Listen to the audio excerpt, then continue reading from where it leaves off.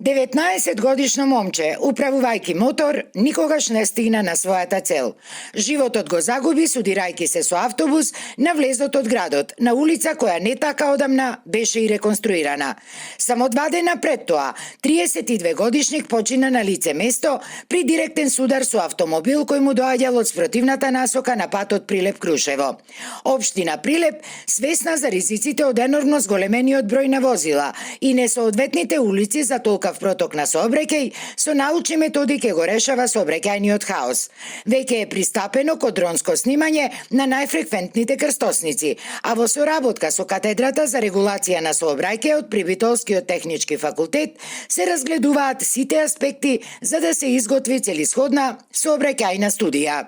Со неколку компании кои што се општествено одговорни, ние излегоа во пресред, измеривме неколку крстосници каде што има сериозно загушување на сообраќајот и со бројките има софтвер на технички факултет кој што ќе ги преброи и ќе ни даде најсоодветно решавање на тие критични точки. Имаме детектирано други крстосници каде што се вози со зголемена брзина на движење, тука одиме на иновативна техника, односно на стеснување на визурата и промена на текстурата на коловозот. Изготвувањето на сообраќајната студија ќе трае подолго време и таа би била приклучен документ на новиот ГУП. Но очекувањата се дека за 10 дена техничкиот факултет ќе може да даде мислење барем за крстосницата кај новата автобуска станица, каде во шпицните часови е речиси невозможно да се помине за помалку од 15 минути, појаснува Продановски.